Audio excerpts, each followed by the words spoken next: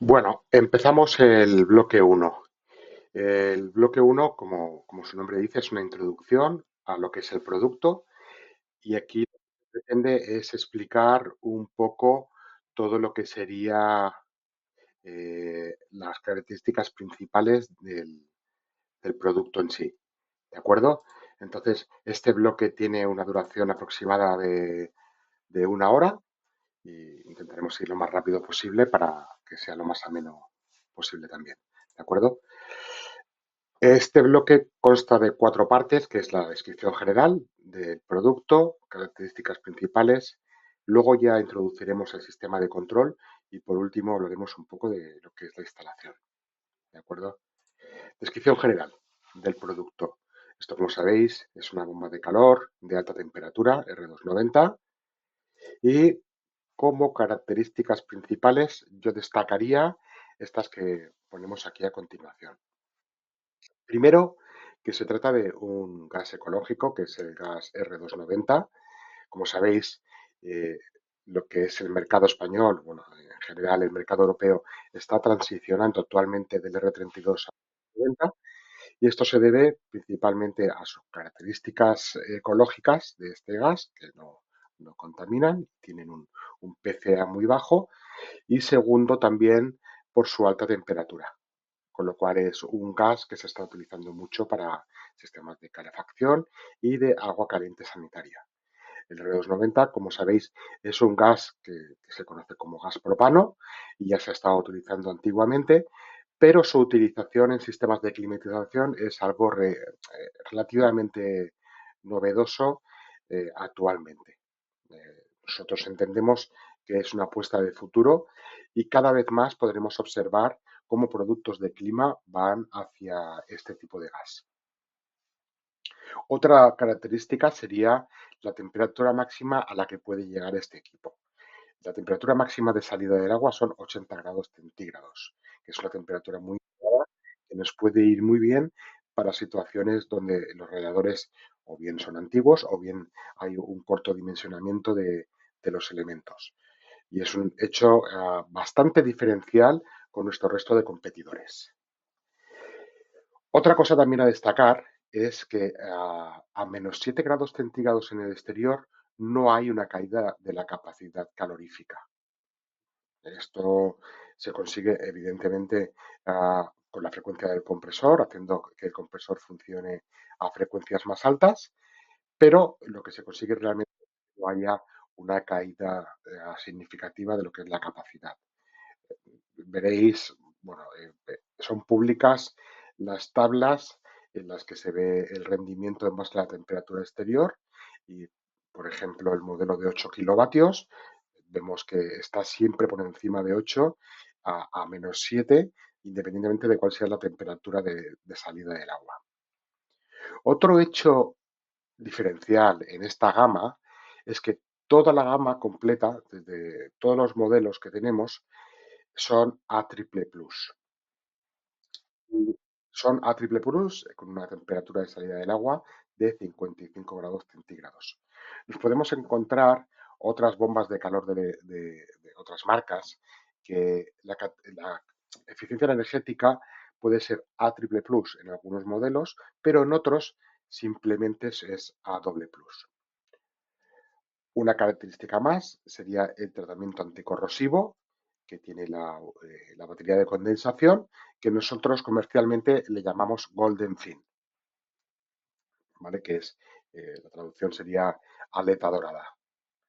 Y por último, y esto es un aspecto más comercial, y es la garantía extendida que tiene la gama Suneco en general, que son 5 años de garantía de compresor y 3 años en el resto de componentes, ¿vale? Bueno, pues vamos a presentar la gama. Actualmente este modelo está disponible en capacidades de 4 a 16 kilovatios. Las capacidades las podéis ver en la parte superior, que son capacidades que van más o menos, se suman de dos en dos, que serían 8, 10, 12, 14, 16. Y como podéis ver en la imagen, tiene dos tamaños diferenciados. La 4 y la 6 es de tamaño reducido y la 8, 16 kilovatios es de tamaño normal, un tamaño un poco más grande. Disponemos de tres tensiones de alimentación. Tenemos modelos monofásicos sin resistencia eléctrica, son los que marcamos como ME. Hay también modelos monofásicos con resistencia eléctrica de 3 kilovatios, ¿vale? Y luego también tenemos modelos trifásicos con resistencia de 9 kilovatios. Ahora, por el momento, nos vamos a centrar en el modelo monofásico de 3 kilovatios, ¿de acuerdo? Que es el que hemos decidido importar inicialmente, ¿vale? Este sería el principio de funcionamiento interno de lo que es la unidad monobloc.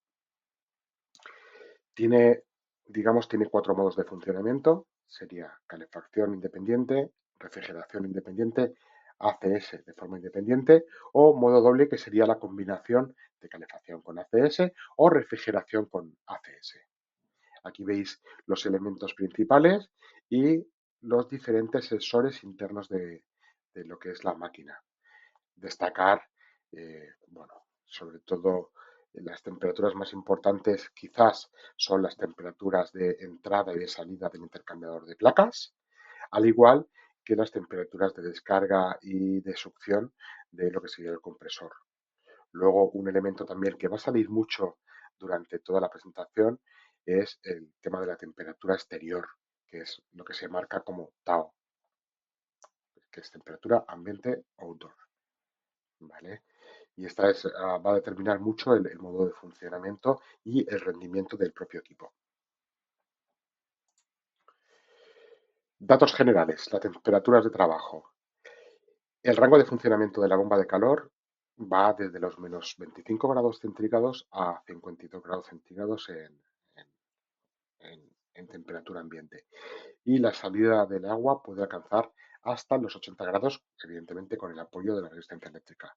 Si vemos la primera parte de la slide, que es la parte izquierda, podemos ver que en calefacción el rango de temperatura exterior va desde los menos 25 hacia los 35 grados centígrados.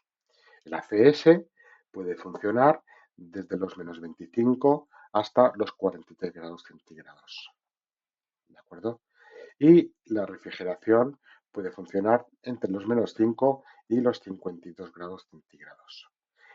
Estas son las limitaciones que hay actualmente en cuanto a lo que es temperaturas exteriores.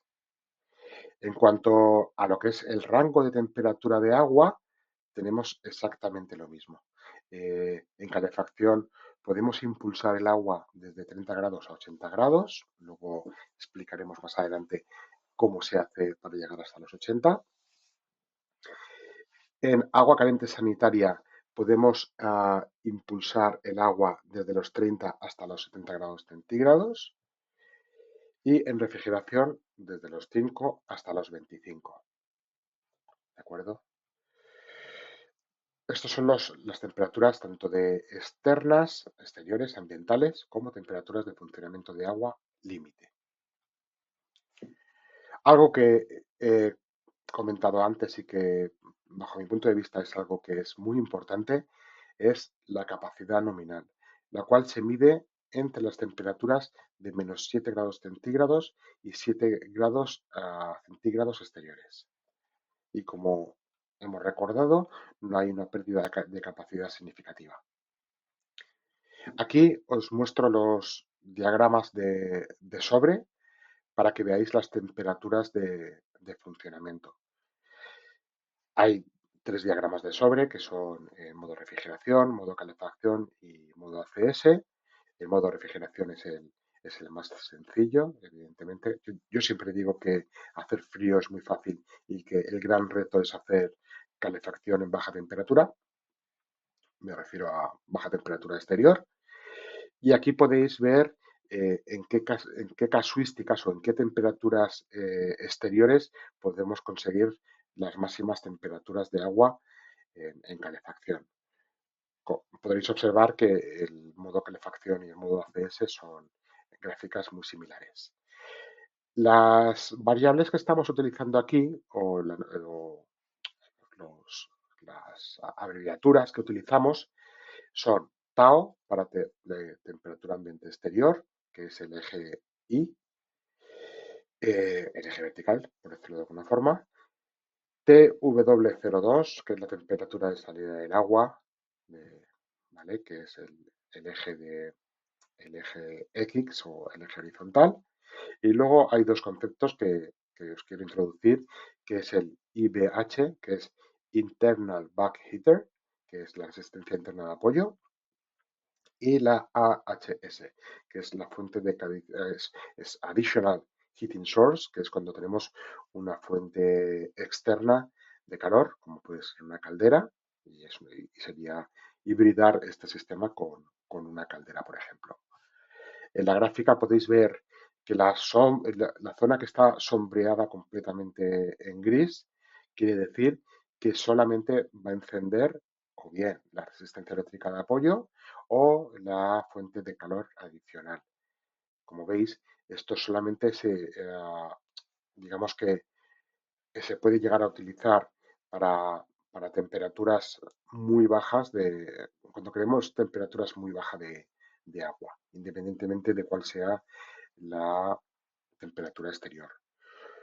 Cuando veis la zona que está rayada con, pero con las líneas muy juntitas, esto es zona que solamente va a funcionar la bomba de calor, ¿vale? Y con unas ciertas limitaciones que luego más adelante podremos observar y si no, se pueden consultar en el manual del servicio técnico. Por último, cuando vemos las líneas oblicuas con una mayor separación, ah, también son zonas de funcionamiento limitado, o sea que va a funcionar la bomba de calor con una cierta limitación y se apagará la bomba de calor si se enciende tanto la resistencia eléctrica como la fuente adicional de calor. ¿De acuerdo? Por último, destacar la línea discontinua que veis en modo calefacción es la temperatura máxima de entrada del agua para la bomba de calor. O sea, no puede entrar nunca por encima de esa temperatura. ¿De acuerdo? Bueno, estas gráficas están, como os he repetido, están muy bien explicadas en lo que sería eh, el manual técnico. Vamos. Como prestaciones, yo destacaría las tres prestaciones principales. Una sería, evidentemente, que no hay una pérdida de capacidad a menos 7 grados centígrados. Otra es que podemos suministrar agua caliente sanitaria a 70 grados en un ambiente de menos 10 grados centígrados y que es un equipo que puede funcionar a menos 25 grados centígrados en el exterior. Actualmente en España es muy difícil llegar a estas temperaturas, pero hay que pensar que este producto está diseñado sobre todo para países nórdicos, donde estas temperaturas sí que pueden ser alcanzables. La definición de bomba de calor creo que evidentemente la tenéis muy aprendida, pero me gustaría recordarla. Y es que una bomba de calor utiliza una pequeña cantidad de energía eléctrica como fuerza motriz y refrigerante como portador para transportar el calor en el aire para satisfacer las necesidades de los usuarios de refrigeración, calefacción o agua caliente sanitaria. Esto significa que con muy poca energía somos capaces de generar tanto calor como frío como poder calentar el agua para eh, agua caliente sanitaria. Un hecho diferencial que ya os he comentado es que la temperatura de salida del agua puede llegar hasta los 80 grados. Y esto creo que es un parámetro que se debe tener en cuenta a la hora de trabajar con otros fabricantes. En cuanto a la conexión de los modelos, viene con dos conexiones hidráulicas que evidentemente lo veréis, son conexiones de 1 pulgada en los modelos de 8 a 16 kilovatios Y esto hace que lo podamos conectar a una instalación hidráulica y poder calefactar, refrigerar o generar agua caliente sanitaria. Desde hace ya mucho tiempo, los compresores que utilizamos son compresores inverter, que garantizan un mayor rendimiento. Y tal y como he dicho inicialmente, yo quiero destacar el A triple plus en toda la gama, que nos aporta un SCOP muy elevado y hasta un 30% de ahorro en comparación con otras bombas de calor aire-agua. Y esto hace evidentemente que reduzcamos nuestra huella de carbono y que seamos mucho más respetuosos con el entorno. En cuanto al tamaño, las dimensiones del producto. Hay dos dimensiones posibles, la pequeña y la grande. La pequeña sería de 4 a 6 kilovatios y la grande sería de 8 a 16 kilovatios. Aquí tenéis las cotas, las máximas, tanto, bueno, y también las cotas de, por ejemplo, la salida de agua, que veis que tiene una forma horizontal, es decir, tanto la salida, es decir, la impulsión de agua como el retorno de agua no están a diferente altura, están a la misma altura. Luego comentaremos este aspecto para tenerlo en cuenta a la hora de la ubicación de la válvula antihielo. Y aquí tenéis los dos tamaños. Hemos hecho una comparativa del tamaño de nuestra marca con las diferentes marcas que hay en el mercado. Hemos hecho una comparativa con tres modelos en concreto. No vamos a poner el nombre del fabricante por un tema de competencia. Pero como podéis ver, lo que hemos hecho es calcular los centímetros cúbicos de cada máquina, multiplicando los centímetros de ancho por los centímetros de alto por los centímetros de fondo o de profundidad. Esto nos da los centímetros cúbicos, los cuales hemos dividido por la capacidad en kilovatios. Con lo cual, podemos ver qué volumen estamos utilizando para generar un kilovatio. Como veis, nuestro modelo más los modelos que tenemos actualmente, que sería del 8 al 16, el modelo 8 tenemos 75 centímetros cúbicos por kilovatio. Y esto podemos llegar a pensar que es un tamaño muy elevado para un equipo de 8 kilovatios, pero vemos que es un valor que se repite en otros fabricantes. Por ejemplo, el equipo de 6 kilovatios del competidor que está en la parte inferior de la tabla, tendríamos hasta 79 centímetros cúbicos por kilovatio. Con lo cual, es evidente que en la 8 kilovatios utilizamos un tamaño considerable, pero hay que tener en cuenta que este equipo siempre va a ser instalado en el exterior. Es muy difícil que también se instale en fachada o de forma suspendida, con lo cual el tamaño, teniendo en cuenta que lo más importante para este producto es el rendimiento, creo que el tamaño aquí es muy interesante, porque nos va a permitir una mejor superficie de intercambio y esto va a favorecer muchísimo lo que es la eficiencia del producto a bajas temperaturas. También por un tema logístico, evidentemente, pues hoy es bastante conveniente tener este tipo de unificaciones para poder tener, pues oye, diferentes recambios, por ejemplo, que un mismo recambio pueda servir para todos los modelos. En cuanto a las certificaciones, como es un producto que está diseñado para toda Europa, es un producto que cumple con todas estas certificaciones. Quizás la más importante desde un punto de vista de bombas de calor aerotérmicas es la KeyMark, ¿de acuerdo? Que es una certificación que es la que se suele utilizar cuando tenemos que solicitar alguna subvención, por ejemplo. Luego cumplimos con el ERP, como no podría ser de otra manera, con el ROS y con el REACH.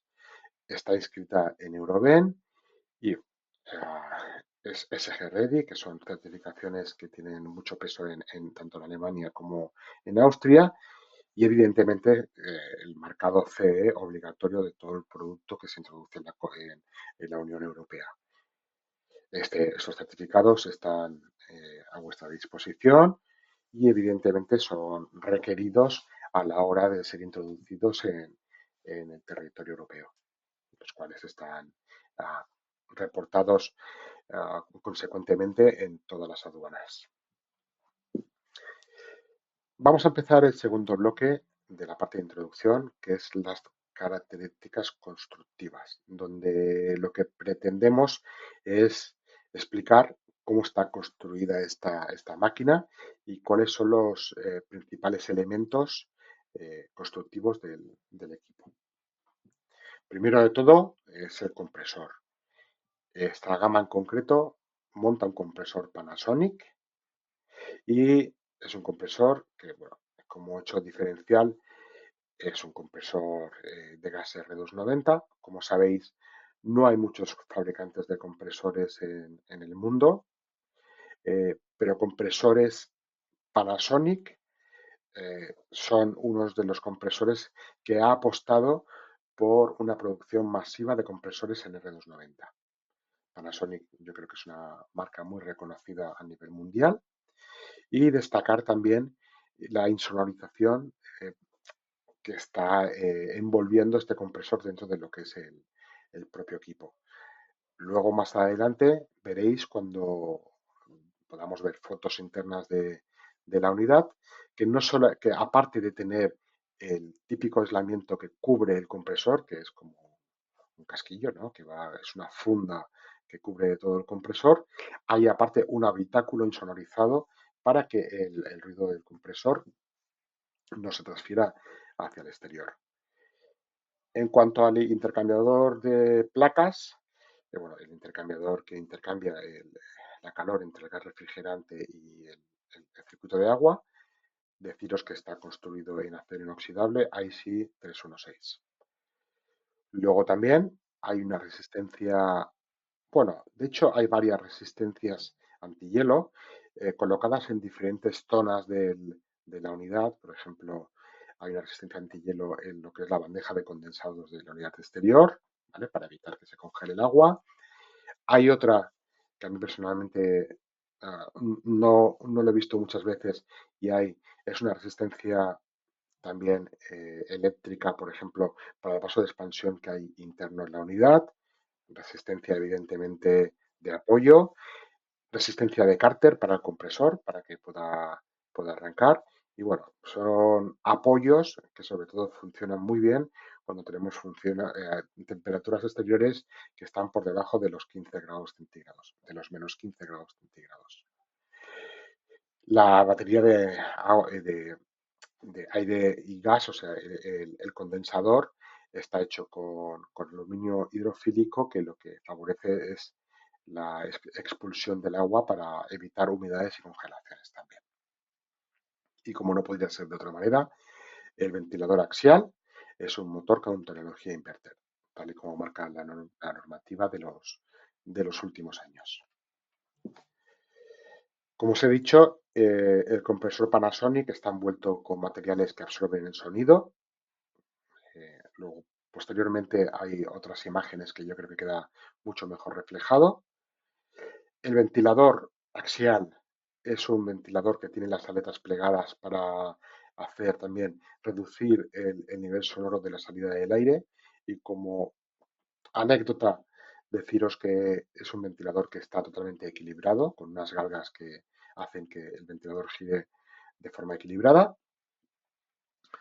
Tiene una cubierta de malla para reducir la resistencia al viento. El diseño de lo que es la rejilla de impulsión está hecho para reducir el nivel sonoro y de alguna forma favorecer el flujo de aire.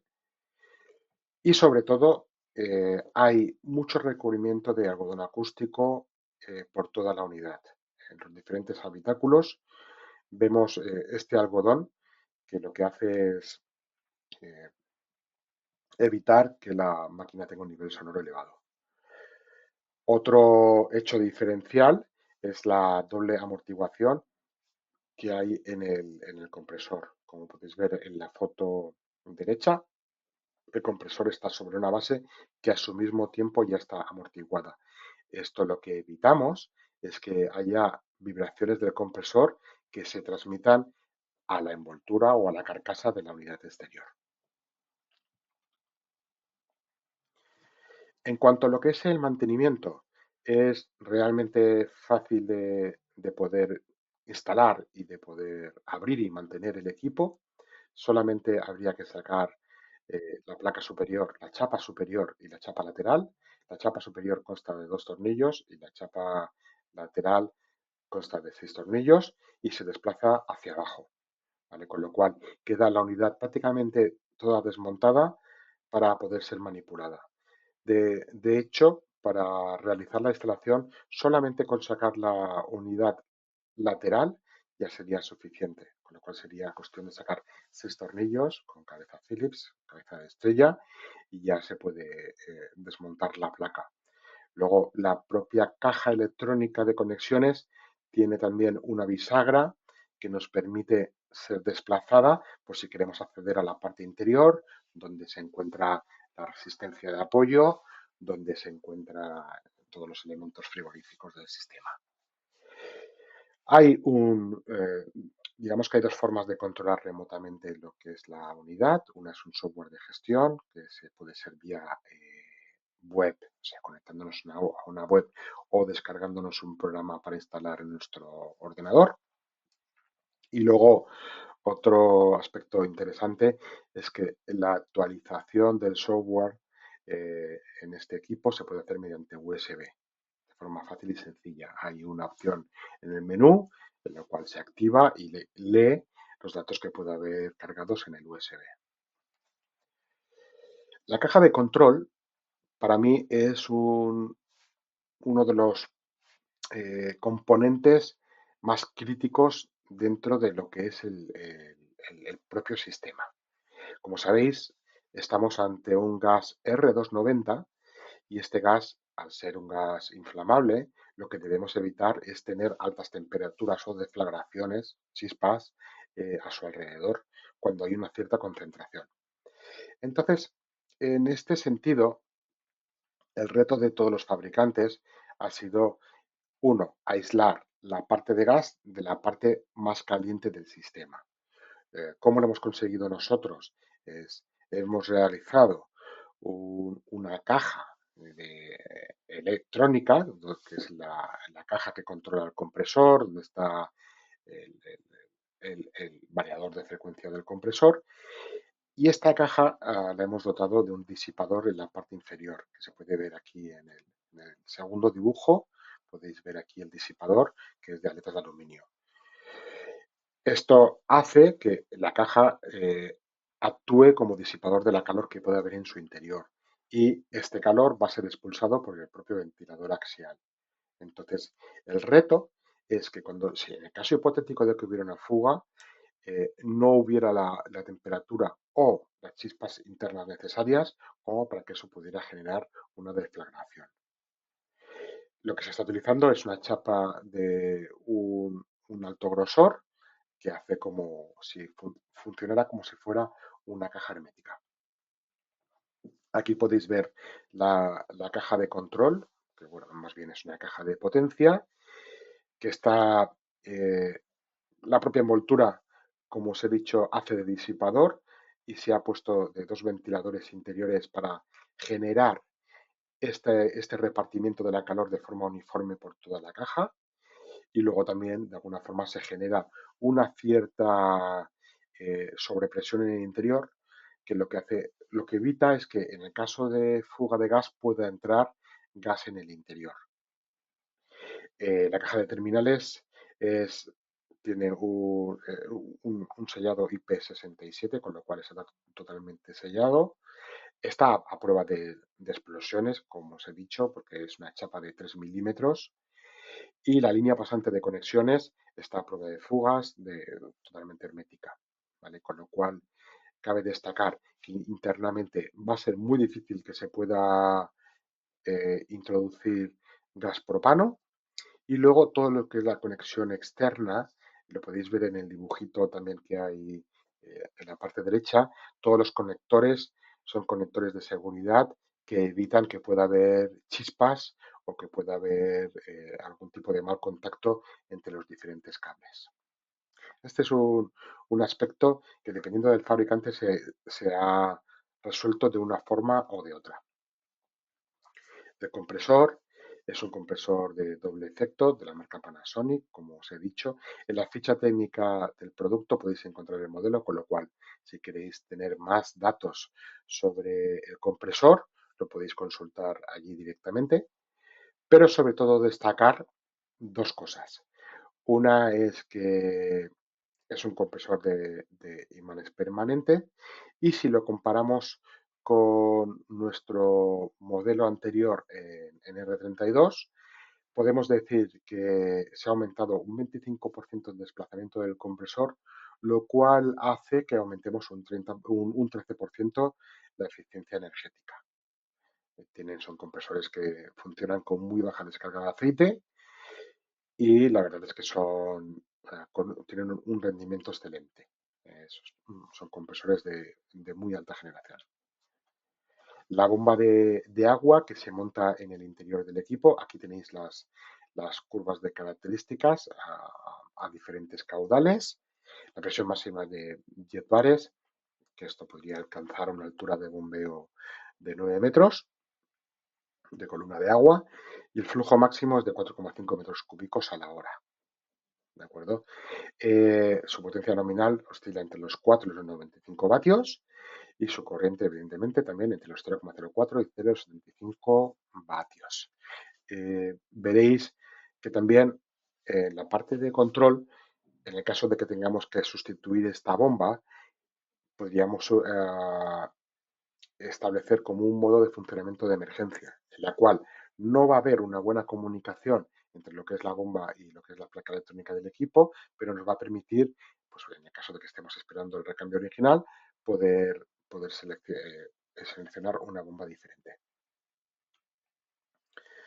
En cuanto, en cuanto al intercambiador, creo que ya lo he comentado anteriormente, es un intercambiador muy eficiente, tiene una ondulación en forma de W y también todo lo que es los orificios de distribución están optimizados con un software especial y esto hace que aumentemos un 26% la superficie de intercambio, la área de transferencia de calor, lo cual nos aumenta en un 8% la eficiencia del producto.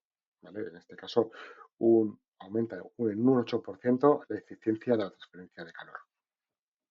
Veréis que, como no puede ser de otra forma, el intercambiador también está aislado y se encuentra en la parte inferior de lo que sería la parte hidráulica del equipo.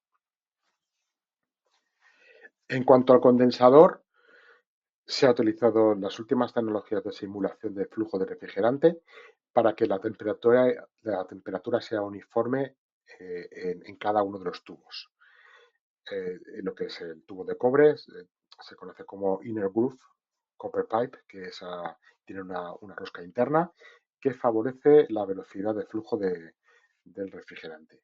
Y también comparado con modelos anteriores, tenemos un 20% más de superficie de intercambio.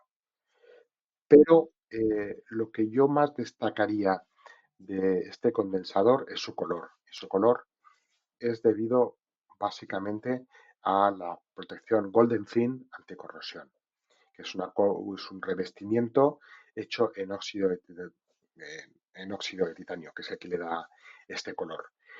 Este óxido de titanio hace una capa protectora que, además de mejorar el rendimiento, es como una protección del propio condensador y actúa como si fuera una barrera anticorrosiva y antioxidante. Recordar que el aluminio se trata de un aluminio hidrofílico que repele la humedad y el agua. ¿Qué nos va a generar este tratamiento Golden Fin? Pues lo que es evidente, ¿no? Es primero que prolonga la vida útil de los equipos, evita lo que es la corrosión de lo que es la materia de condensación. Luego también lo que hace es previene el desarrollo de bacterias y hongos al haber menos humedad. y repeler la humedad. Previene este desarrollo, que son los generadores de un mal olor posterior que pueda haber, y esto hace que a su alrededor sea un poco más saludable, es un ambiente mucho más salubre en cuanto a lo que es la unidad exterior. Luego también, en el caso de lluvias o fenómenos climáticos o ambientes agresivos como ambientes salinos o ambientes químicos, pues hace como una excelente barrera de protección, evitando la oxidación y las fugas de refrigerante. Y como he dicho, repele la humedad. Esto tiene mucho sentido, sobre todo en las zonas costeras, en las zonas que están muy cerca de la costa por la elevada salinidad. Digamos que los resultados que hemos hecho en laboratorio hacen que la duración de la batería se multiplique por 3, con lo cual es un factor correctivo muy importante. También, aparte de la salinidad, bueno, la polución y otros elementos externos pueden dañar la batería, con lo cual conseguimos esta mayor duración de lo que es la propia batería de condensación. Vamos a empezar ahora con el sistema de control. El sistema de control es cómo controlamos la unidad, ¿de acuerdo? Para que éste funcione con la instalación que nosotros hayamos decidido. Primero de todo se controla mediante un comandamiento de pared, un control de pared, que tiene las iniciales de WC, que es Wired Controller o control cableado, funciona por cable. Es una pantalla, evidentemente, táctil, que tiene 18 idiomas seleccionables y en la cual, por ejemplo, en la pantalla inicial lo que vamos a visualizar es la zona de alta temperatura, la zona de baja temperatura y la temperatura del ACS. Esto lo vamos a ver mejor en esta slide. Digamos que el controlador puede hacer lo mismo que todos los controladores que hay en el mercado, encendido, parado, control de las etapas de potencia, cambio de verano a invierno, cambio de las diferentes temperaturas y además evidentemente hay un acceso, digamos, privado para lo que es la asistencia técnica con un código de seguridad.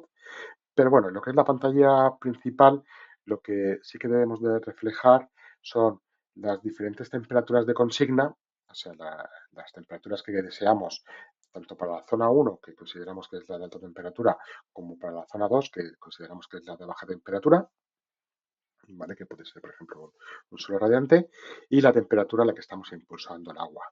Si os fijáis, aquí donde señalamos temperatura de consigna y temperatura real, que sería el cuadro central, aquí vemos el set point o temperatura de consigna y a qué temperatura está saliendo el agua realmente de lo que es el equipo. Por la parte derecha vemos la temperatura del ACS y en la parte izquierda sería la temperatura de consigna de lo que sería la zona 2. Veis un 2 pequeñito dibujado en la parte inferior. Si os fijáis, donde está lo que sería la azotea del dibujo, se ve un 00.0, aquí estaría marcado lo que es la temperatura externa, la temperatura ambiente exterior del equipo. Formas de control. Aquí hay 4 métodos de control diferentes, que va a depender mucho de la instalación que tengamos realizada, o si es una nueva instalación, o si es una sustitución de una caldera de gasoil, por ejemplo. La forma de controlar va a ser muy diferente. La primera es, y la recomendada, y que yo creo que es la más utilizada, es la de control de la salida del agua. Es control por temperatura de agua, que es nuestra recomendación. ¿De acuerdo? Y es la que yo creo que se utiliza en un mayor número de situaciones. La segunda sería controlar la temperatura del depósito de inercia.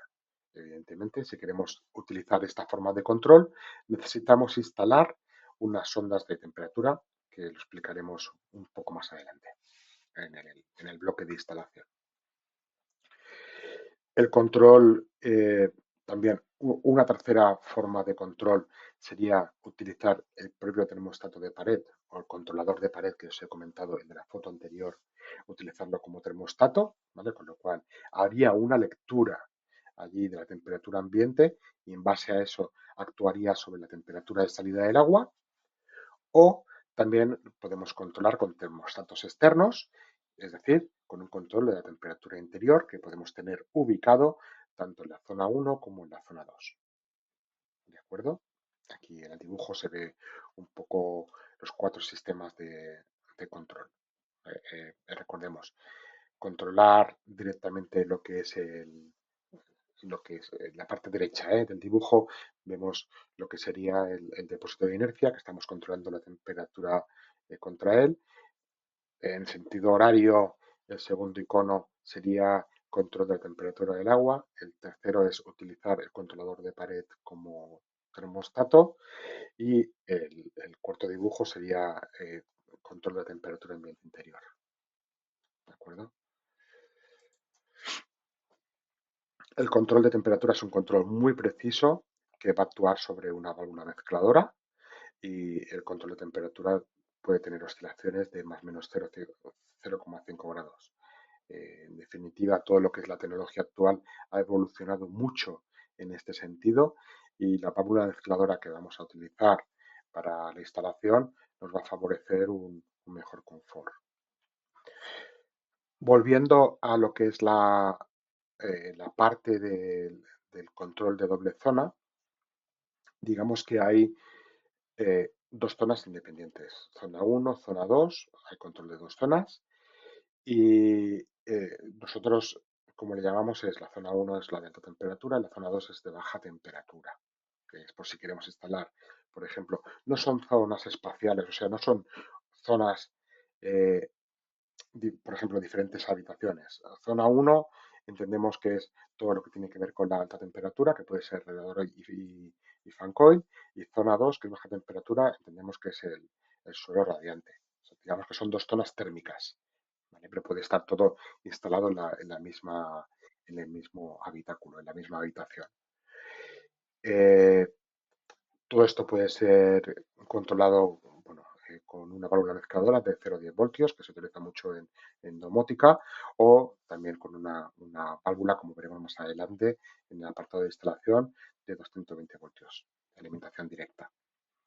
Lo bueno que tiene este sistema es que ambas zonas pueden ser parametrizadas de forma independiente y también podemos utilizar el sistema de control de forma independiente, con lo cual podemos controlar las dos zonas independientes, o solamente una de ellas o ninguna de ellas, y luego podemos elegir si queremos, es lo que veis en la tabla inferior derecha, VT, si queremos hacer un control por water, por temperatura del agua, o por room thermostat, o sea, por temperatura ambiente.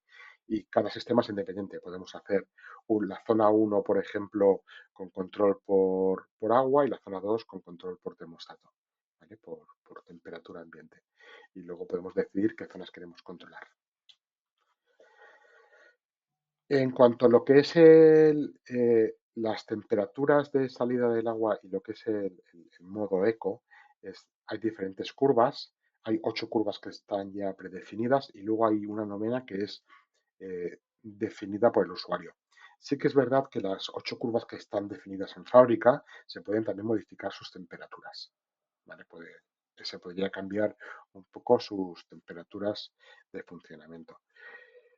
Una de las que más se utiliza es la customizable, la personalizable, que es la que nos permite definir temperaturas de impulsión de agua dependiendo de la temperatura exterior.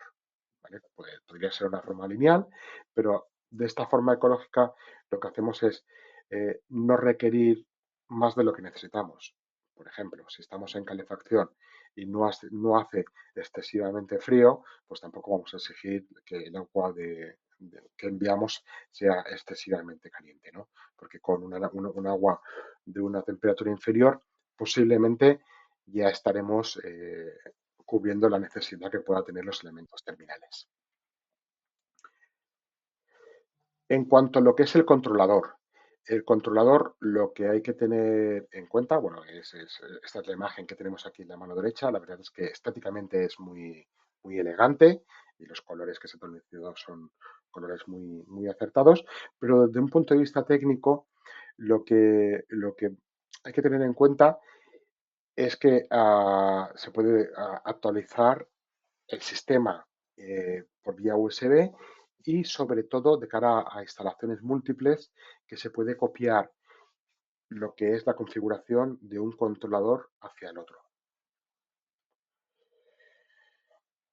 También la app, la aplicación, vale, que está totalmente gratuita, viene incluida en el sistema, es decir, no hay que pagar ningún adicional por tener, por tener wifi, que nos va a permitir ver primero datos en tiempo real.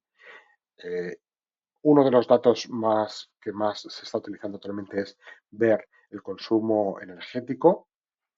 También permite actualización del propio programa de forma remota. Esto nos puede servir para de forma remota poder ver también solucionar problemas y se pueden modificar los parámetros de funcionamiento. Se pueden modificar temperaturas de corte, temperaturas, o sea, el set point, temperaturas, todo tipo de variables, evidentemente no las restringidas por el fabricante, pero sí que se puede, prácticamente lo mismo que podemos hacer desde el controlador de pared, lo podemos hacer desde la app, salvo la zona que tiene que ver, las funciones que tienen que ver más con la asistencia técnica y que son funciones mucho más reservadas. Pero destacar que es un uso muy amigable, muy intuitivo y que en definitiva nos permite jugar pues con los diferentes parámetros. Aparte, eh, bueno, el equipo puede ser controlado vía Modbus con más de 200 parámetros y esto nos puede interesar si queremos hacer una gestión inteligente de lo que es diferentes unidades. La puerta de enlace ya está incorporada, con lo cual solamente, bueno, mediante el menú del controlador principal, allí podemos saber todas las características para poder conectar lo que es esta unidad vía Modbus. La documentación está también eh, realizada y traducida a lo que es el español, con lo cual podéis consultar todo lo que sería el protocolo de comunicación Modbus de este equipo. Este equipo permite la conexión en paralelo, permite hasta una conexión de 8 unidades. Disculpad, este equipo, como os comentaba, permite la conexión en paralelo de hasta 8 unidades con una capacidad máxima de 128 kilovatios, que sería el resultado de multiplicar 8 por 16 kilovatios. Tiene un sistema de rotación que permite que el uso de cada uno de los equipos sea uniforme y en el caso de que haya una rotura de una de las unidades exteriores, pues el resto podrá funcionar con normalidad. Es un sistema que cada vez se está utilizando más, sobre todo para grandes capacidades. Ah, Cierto es que nuestro modelo permite que se pueda utilizar diferentes capacidades, pero mi recomendación es que siempre sean todas iguales, por un tema, evidentemente, de recambios, de gestión de las mismas. Luego, el equipo está preparado para conectar a un Smart Grid, que es un funcionamiento inteligente que depende de lo que es el suministro gratuito de energía, si lo tenemos conectado con placas fotovoltaicas. Y lo que va a hacer es un sistema inteligente que, dependiendo del coste de la energía, realizará una serie de acciones. ¿Vale? Entonces, por ejemplo, si tenemos energía gratuita, lo que va a hacer es generar agua caliente sanitaria forma gratuita para poder acumularla y que ésta pueda ser utilizada posteriormente. ¿De acuerdo? Ahora vamos a hablar un poco del sistema térmico, del circuito hidráulico, de todo lo que sería la instalación. Este esquema muestra todos los elementos que pueden ser instalados junto con este equipo y todo lo que serían los elementos externos que podemos controlar. Aquí lo que cabe destacar es, bueno, como podéis ver, donde pone AHS es la fuente de calor externa, BT es el buffer tank, que es lo que es el depósito de inercia, HWT sería el depósito de ACS y luego pues las dos zonas de climatización, la de baja temperatura, que lo llamamos FLH, que es floor heating, RDT, que son radiadores, y FCU, que son fan coil units. Como elementos controlables, veréis que hay 4 bombas exteriores, ¿vale? Una sería la P2, que es la que nos envía el agua hacia la alta temperatura, la P3, que es la que nos envía el agua hacia la baja temperatura, la P4, que es una bomba de recirculación del ACS, y la P5, que es en el caso de que instalemos un sistema de energía solar térmica.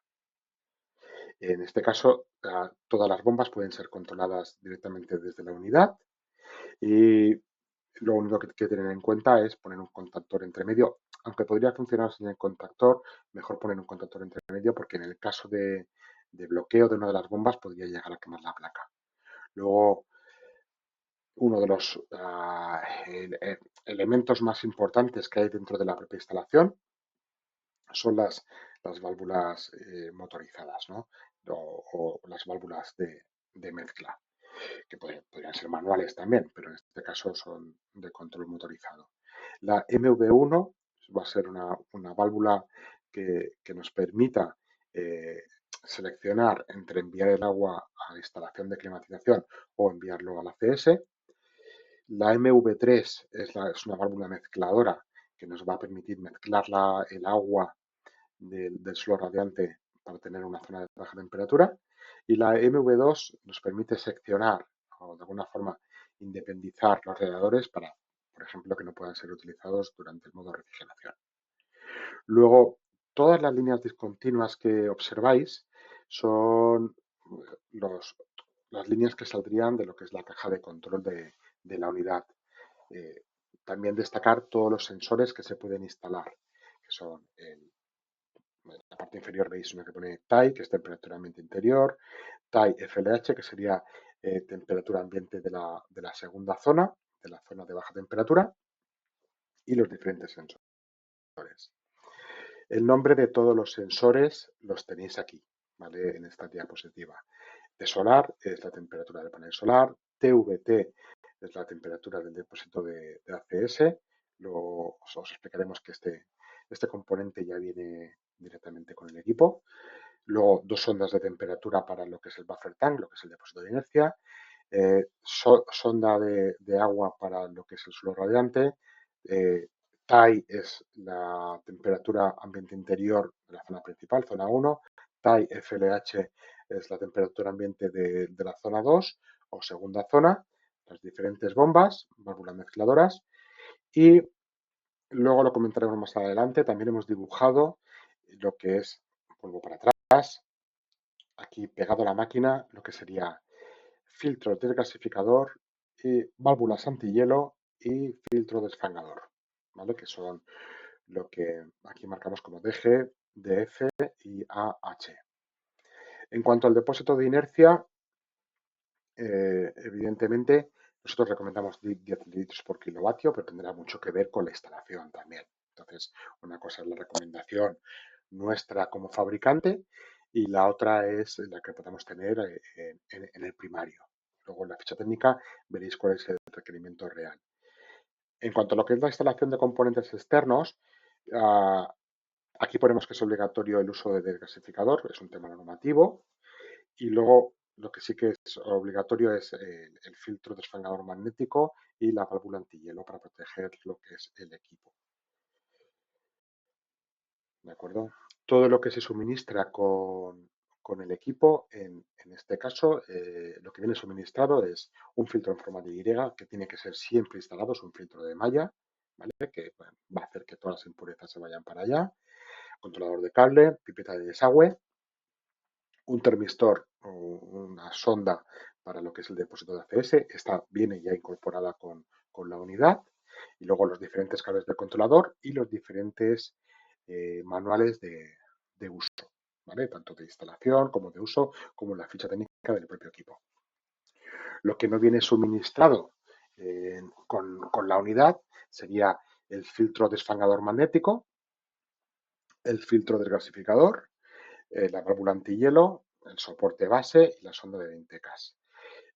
Aquí hemos puesto nosotros, en el caso del filtro desfangador y de la válvula antihielo, hemos recomendado, pues en este caso, una marca que es Giacomini, pero podría ser cualquier otra marca que nuestro distribuidor pueda tener.